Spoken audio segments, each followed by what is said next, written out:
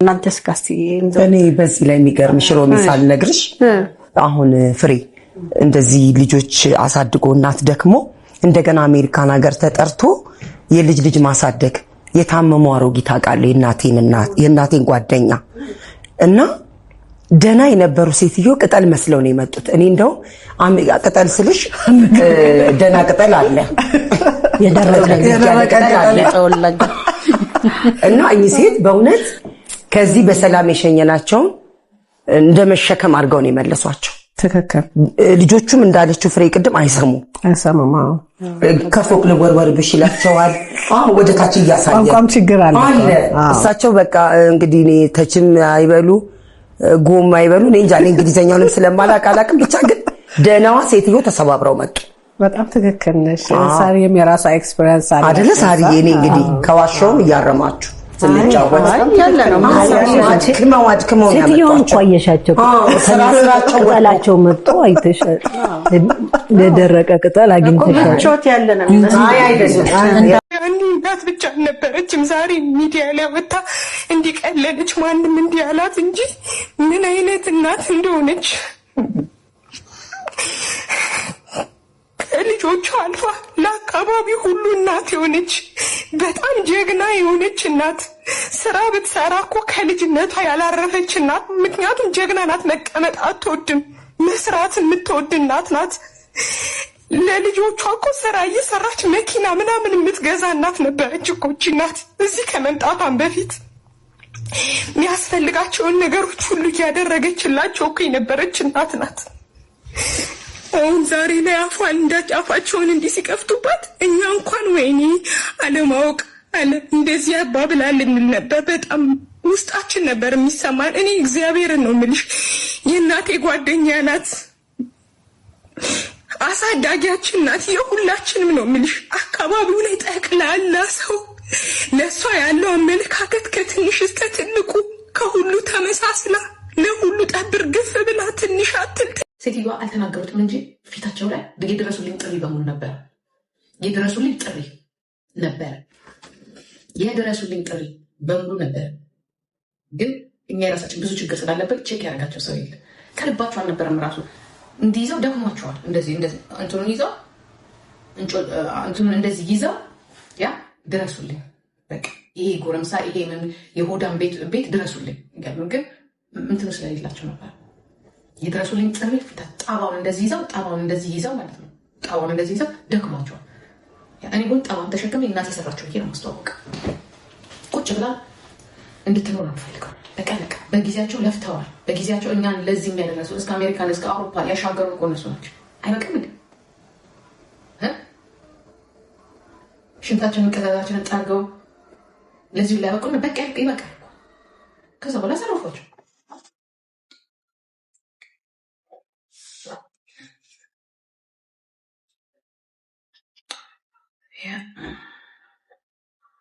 ከዛ ላይ ደግሞ የራሳቸውን ጣጣ ወዴት ያመጡታል? ወደ ሚዲያ ላይ በቃ የግልጽ መወጫ ወይዘሮ እንቁርቴ ማለት ነው። አስቆርበሽ ቢልላቸው ቁርባናቸውን ቆርበው ቆባቸውን ደፍተው ኦርቶዶክስ ከሆኑ ያ ገዳም ባይገቡ እንኳን እረፍት ማድረግ አለባቸው። እግዚአብሔር ልጅ አላሳረፍ ስላሻቸው ነው እያሳረፋቸው ወሰዳቸው። አለ አሁን ሰብሽ ከእግዚአብሔር ጋር ነው። እንደውም ከማንም ጋር አይደለም። አሁን ንስሐ ግቢ አለ። ንስሐ ግቢ ነው። እግዚአብሔር ምክንያት አለ። በቃ ባንቺ እንዲያርፉ ፈልጎ ነበር፣ አልሆነም። ደግሞ የጉራጌና ጀግና ናት። በነገራችን ደግሞ ጉራጌ እውነት ለመናገር ስራ ቢወድም በእናቱ አይደራደርም። ነፍሴ ክብር አለው ለቤተሰብ። እኔ በጣም ብዙ በማናውቀው ነገር ሀሳብ እየሰጠን ይመስለኛል። ለእናት ከልጇ በላይ የሚያስብላት፣ ለልጅም ከእናትና ከአባት በላይ ከቤተሰብ በላይ የሚያስብ ሰው አለ ብዬ አላስብም። እና ውጭ ተመልካቾችን እንሳለን፣ ግን የሰው ቤት እየገባን በጣም ብዙ ሀሳብ እየሰጠን ያለን ይመስለኛል። እና ይሄ የቤተሰብ ጉዳይ ስለሆነ ለቤተሰብ ብንተው ብዬ አስባለሁ። የበለጠ ልቧን መስበር ነውና እባክሽ የሰዎችን ኮመንት የሰዎችን አስተያየት ሰዎች ስለሚሉሽ ሳይሆን ወደ ራስሽ ተመልሰሽ ከልብሽ ይቅርታ አድርጊልኝ። እኔ በጣም ጎበዝ ስላንቺ መናገር በፈልግ ኑሮ አሁን አልነበረ የምናገረው። ወይም እንደዚህ አይደለም ሞመንቱ የሰዓቱ የነበረበት ሞመንት እንድናወራ ስላደረገኝ እንጂ ከዛ በፊት ነው ብዙ ነገር የሰማሁት ብዙ ነገር የተባልኩት። ግን ምንም አላልኩሽም። በቃ በሰዓቱ ደግሞ አንቺን መተሽ አላርፋልሽ ሰይፉ ላይ እንደዛ ስትናገሪ ስታወሪ በቃ ላይ ትክክለኛ አይነት ጨዋታ ስትጫወቺ የምናውቃቸውን ነገሮች እንድንከራከርሽ እና እንድንቃወምሽ አደረገን እንጂ እግዚአብሔር በሚያውቀው ጠልቼሽ ወይ መጥፎ ነገር አስቤ ምናምን አይደለም ነገሮች።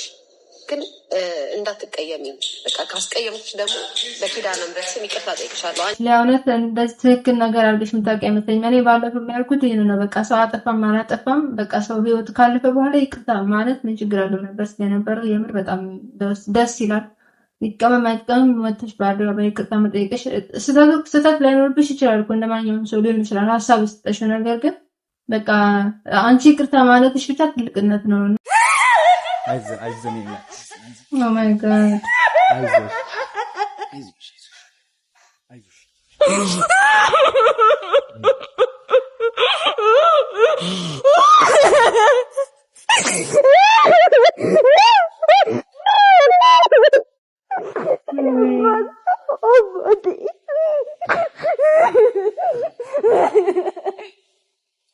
ምን አይነት አለቃቀት ነው እግዚአብሔር።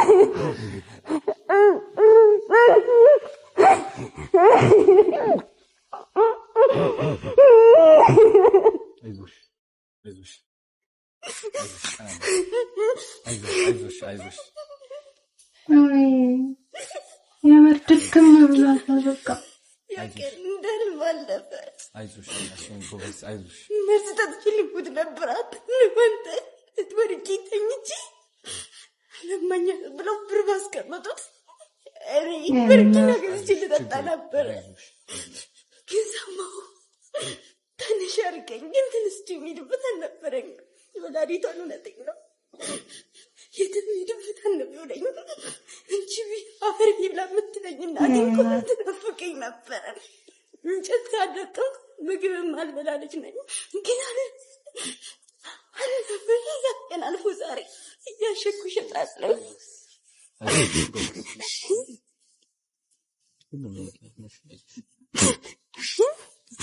ትተኝ በጉ ዛሬ ላይ ያቺ እናቴ እንኳን ትኮራብኛለች። ልጇን አሳድግላታለሁ። እንጨት ካልመጣ ምግብ ማልበላ ልጅ ልጇን አሳድግላታለሁ። እኔ ልጇን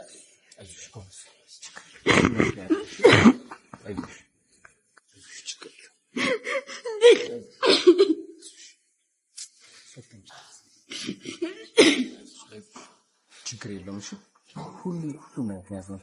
ትምህርት ሁሉ እሺ ባትፈተኝ ኖሮ እዚህ ትሆኚ ነበር። እዚህ ትሆኚ ነበር ባትፈተኝ ኖሮ። ችግር የለውም። ወጣትነቴ ሳላውቅ ነው። ይህች ሴት በዚህ በፍልሰታ ጾም ወቅት በስውሯ ማርያም ሱባኤ ገብታ በጸሎት ተክታ ነበር። የታምሯ ነገር የሚገርመው ልክ ሱባኤዋን አጠናቃ የጾሙ መፍቻ ዕለት በሆነው በነሐሴ 15 ቀን ያልጠበቀችው ትልቅ የምስራች ደረሳት። እሷ በጭራሽ ባልገመተችበትና ባልጠበቀችበት ሁኔታ አዶናይ በአካል ተገኝቶ ሰርፕራይዝ አደረጋት። እሱን በአካል ማግኘት ትልቅ ሕልሟ የነበረ በመሆኑ ባየችው ጊዜ በደስታና በእፎይታ ስቅስቅ ብላ ለቀሰች። በስውሯ ማርያም አማላጅነትና በራሷ የማይናወጥ ጥረት ዛሬ ወደ ስኬት ጎዳና መሸጋገር ጀምራለች። ይሄ ለሁላችንም ትልቅ ትምህርት እና ተስፋ የሚሰጥ አጋጣሚ ነው። እንዲህ አይቶኝ ከሚረዳኝ አንድ ሰው አልመጣ። አንድ ሰው እንደዛ የሚገረዱኝ እንደዛ ስታዘዛቸው እንደሰብ ሲወርቅ ደውዬላቸው እምቢ አሉ። ዛሬ ግን አንተ ቪዲዮ ስሰራለኝ የመጀመሪያ ቪዲዮውን የሰማሁት ከጠላቴ ነበረች። አላስተኛም የለኝም ያለች ግን አልደፉ እንደ ቅዠት እግዚአብሔር ስለሆነ እኮ ነው። በእግዚአብሔር ምክንያት እኮ ነው በዛ ሁሉ ያለች እንደ ቅዠት አልፍ ባትፈተኝ ኖሮ በዛ መንገድ ባታልፊ እዚህ እንገናኝ ነበር። አዎ ግን ብዙ ተንገላታ ሄዱ። ቀዩ ጓደኞች ትዳር ይዘው ወልደው ከኔ ጋር ምረው አድገው ታያቸው። እኔ ግን አንድ እናት አንድ አባት ዘመዶች ገንዘብ ኑሯቸው አይዞሽ ሳይሉኝ እኔ በራሴን ያነሳሁት። በ11 ዓመቴ ሰራተኝነት ተደቂ መኪና ተገለበጠብኝ። ያ ሁሉ አልፎ ዛሬ ራሴ አሽጌ ራሴ ቆልቼ ሁሉን ነገር ራሴ አድርጌ እኔ ልጅ እውነት ለመናገር ማለት ነው እኔ ማድነቁን ተውት፣ ግን እኔ የምር ይሄ የአንድ ሰው እንባ ማበስ ቀላል ነገር አይደለም። አንድ የሚያለቅስ ሰው ህይወት መቀየር፣ የአንድ ሰው እንባ መታበስ ማለት እጅግ በጣም ትልቅ ነገር ነው። ስፔሻሊ ደግሞ በአሁኑ ሰዓት ባለው የሀገራችን ኑሮ ሁኔታ ማለት ነውና ከምንም በላይ ግን ይህንን ለማድረግ ንጹህ ልብ ያስፈልጋል ብዬ አስባለሁ። ስንት ማንነታቸውን የማናውቃቸው ባለሀብቶች ናቸው ሀገራችንን የሞሏት እንጂ እንደዚህ ተካፍለን እንብላ እኔ ስታለፈልኝ ሌላውን አንድ ሰው ከስሬ ላንሳ የሚል ሰው ቢኖር ኖሮ ምናልባትም በዚህ ልክ እየወጣ ጎዳና ላይ ማስቲሽ የሚስብ እንዲሁም በየሚዲያው እየወጣ የሚያለቅስ ሰው አናይም ነበር። እና እንደዚህ ለማድረግ እኔ መልካም ልብ ያስፈልጋል ብዬ አስባለሁ። ፈጣሪ ጨምሮ ውስጥ ከዚህ በላይ መልካም የምታደርግበትን ገንዘቡንም እድሜ ጤናውን ያድል ነው ማለት ጃኒ ራሱ አሁን ምን ጀምራለች? እሷ ራሱ 5 ልጆች አሳድጋለሁ ከዛ ዩቱብ ትሸቅልባቸዋለች። ከዛ አንድ ሰልባጅ ታለብሳቸውና የቤት ኪራይ ትከፍልላቸዋለች። እሷ በሺ የሚሆን ዶላር ታረጋለች። ይሄ ህዝብ አለ ይጅል ህዝብ የኔ እናት ከራሱ አልፋ ተርፋ ኮንቴንት ነው። ኮንቴንት ክሬት በደሃው ማሾፍ በደሃው መብላት። ያ በነፃ የሚሰጥ ሰው የለም። በነፃ የሚሰጡን ጊፍተሮችን ይሄ ለዛሬት የተላለች ወሮ በላ ሌባ ሁላ እነሱን ካሜራ ደቅነሽ 5 ልጆች ስፖንሰር ሆነሽ ሰልዋጅሽን እያለበሻቸው ከዛ ቪዲዮ ትለቂያለሽ ዩቲዩብ ላይ በ5000 እና በ6000 ዶላር ይከፈላል። ለነሱ $100 እንኳን አሰጫቸው ሌቦች። አንቺም ጃኒ ያችም ዲቦራ የምትባለው ወሮ በላ እና እነዚህ ቁጫጮች ትላንትና እዚሁ በርቱ እንጀራ ብሉ ብለን ያላቸው ዛሬ ቁጭ ብለን ያታለሉናል። ቁጭ ብለን ይሄ በቃ ይሄ ደግሞ ጅል ማህበረሰብ አለ። ቁጭ ይልና እንደ ብሎ ጃንዬ ዲቦራዬ የኔ እናት እኔ እኮ የምወድሽ እኮ የዋው ልብሽ ነው አፈር ብሎ አፈር ያስፈላችሁ። አሁን እናንተ መንግስት ተለወጠ ጉልቻ ተለወጠ አትነቁም እኮ እናንተ ቁጫንቁጭ ለማኞች በሰው እንደዚህ ስትሆኑ ማን አባታችሁ ነው የሚለው? አንቺ እንደዛ አድርገሽ ከጎዳና አንሺ እከክ እኛ ማድረግ ማንችለው ነገር አትሊስት ሌሎች ሰው ሲያደርጉት አፕሪስ ማድረግ ምን ታውቂያለሽ? እኔ ስንት ጎዳና ላይ ስንት ብር እንደምልክ ምን አባሽ የምታውቂው ነገር አለ? አይመስለኝም እኮ ተፈረሽ የምትከፊው ነገር 5 ሚሊዮን ብር እኔ አይኖ አውቃለሁ። ማንጋ ሄደሽ መኪናሽን እንዳስገምትሽ ማንጋ ሄደሽ መኪናሽን ተገምቶ ስንት ብር እንደተባልሽ ከተገዛበት የበለጠ ለማሰራት የተጠየቅሽ ገና ብዙ ጣጣ አለብሽ። why you do the same shit?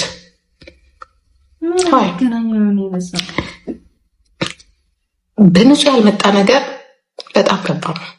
ምን እናንተ ከሲጋራና ምንድነው የምታስተምሯቸው? አልኮል መጠጣት፣ ሲጋራ ማጨስና ቲክቶክ ላይ ወጥተው እንትን እንዲሉ ሌላ ምን ጥሩ ትምህርት ቤት የተማረኩ ነው ልጅን ማሳደግ ያለበት እውቀት ያለው ነው።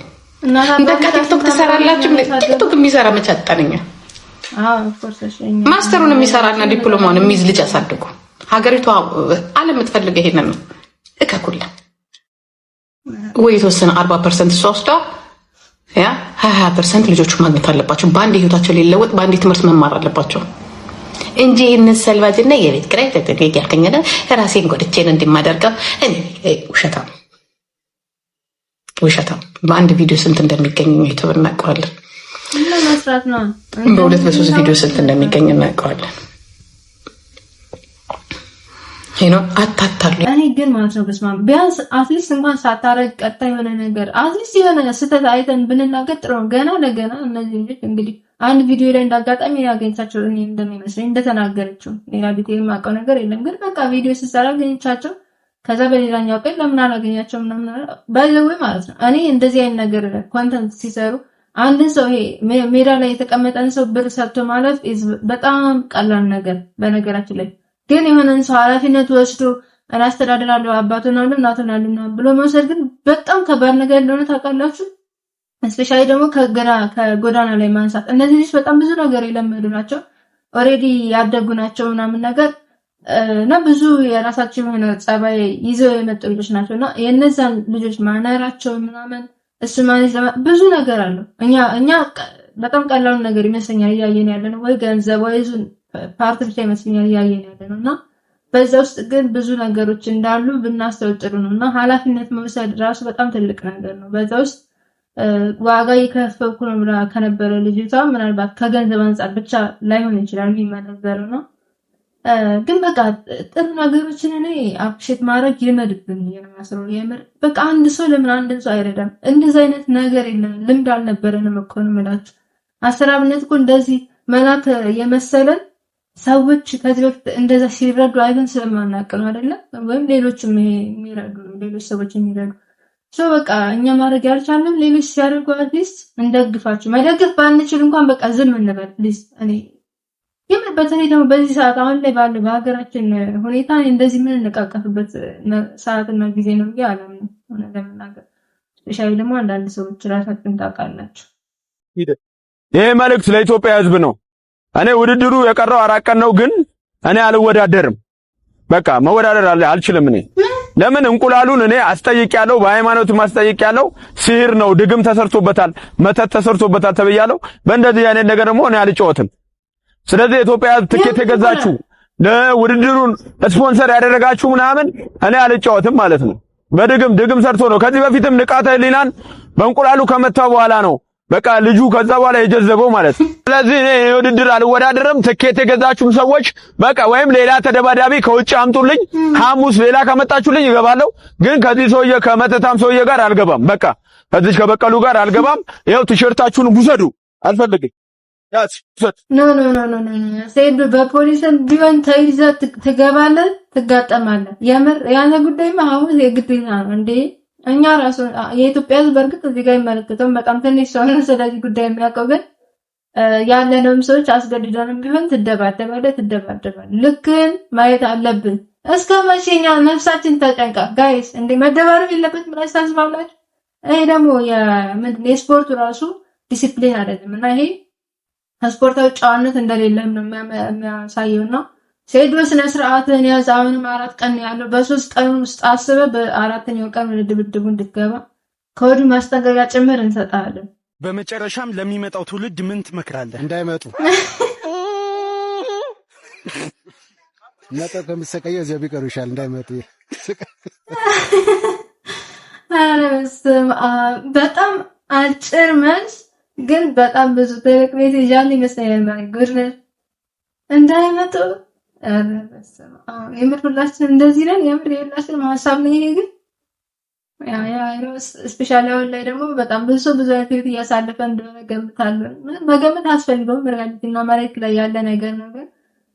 ግን የሆነ ሰው ሳያስብ እንደዚህ ኪውክ የሆነ አንሰር መልስ መመለስ ማለት በጣም ከባድ ነው። ኤኒዌይስ እንዳይመጡ እኛም እንዳይመጡ ከማለት የሚዘል ሀሳብ ያለን አይመስለኝም። ሶ ጋይስ ለዛሬ የነበረው ቪዲዮን ይመስል ነበር። ቪዲዮን ላይክ፣ ቻናሉን ሰብስክራይብ ማድረግ እንዳትረሱ። በቀጣይ ቪዲዮ እስከምንገናኝ ሰላም ቆዩ።